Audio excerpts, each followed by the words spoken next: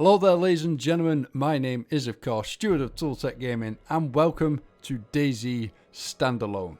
This video was a request made by a user on YouTube named Evon Sync. Forgive me if I've got your name wrong there sir, and we'll be looking at DayZ Standalone and the performance you get out of it on the Apocalypse PC. Okay, so quickly before we get into the video, I'm going to tell you that all the settings I use are in the description below. I'm not going to go through them because we'll be spending far too much time going through the settings I use. This video is not going to be a performance as such of high, medium, low. It is just the settings I purely use to try and get maximum frames out of the game I can on the Apocalypse PC. And also, while videoing, this is the problem that I was having, the reason why this video is so late, is that when I film using my recording software, it also gives it a bit of a performance hit. So the frames that you'll see on the video aren't actually the frames that you'll get in game, which I'll describe as the video progresses. Another thing that you should know, that DayZ Standalone is still in early access. It's been in early access for God knows how many years now. And the other thing is that it is one of the most poorly optimized games out there still today, which is really annoying, and that also gives a bit of a performance hit. But anyway, let's get into the video, shall we? We're in a built-up area on DayZ, one of the major cities. I cannot remember which one it is. I think it's Electro. I could be wrong. But as you can see, the frame rate is what you would say quite bad, reaching 25 to 27 frames at best. So, like I said before, my recording software adds a bit of a performance hit. What actual frames you gain are roughly around 27 to 34 frames per second.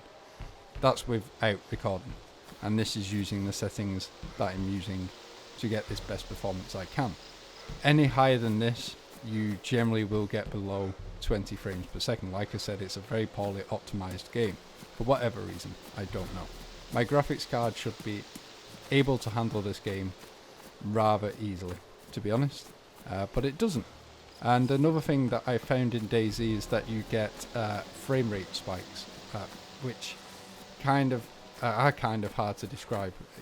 It just glitches out, and for whatever reason I will get sometimes 10 frames to 15 frames per second, and then before you know it, it's back up to 27 to 34 frames per second. I believe this is simply because the game is loading. I could be wrong, it might just be a bug, who knows. But generally, 27 to 34 frames per second isn't bad, it is playable. You know, it's not below 25 like it's shown in the video. So there you go, that's built up areas for you.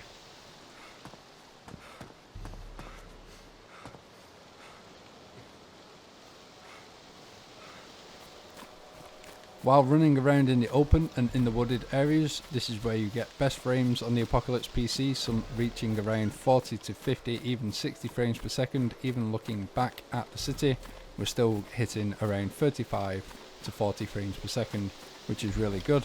And it's even better than what it's showing on the video once the recording software was turned off. So overall, the Apocalypse PC doesn't do too bad with DayZ Standalone. Once it's optimized better, it'll do even better in terms of performance.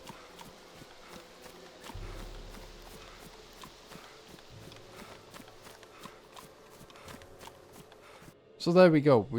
I really can't show you much more than I've already shown you on this video. DayZ is poorly optimized, however the Apocalypse PC generally runs DayZ Standalone quite well.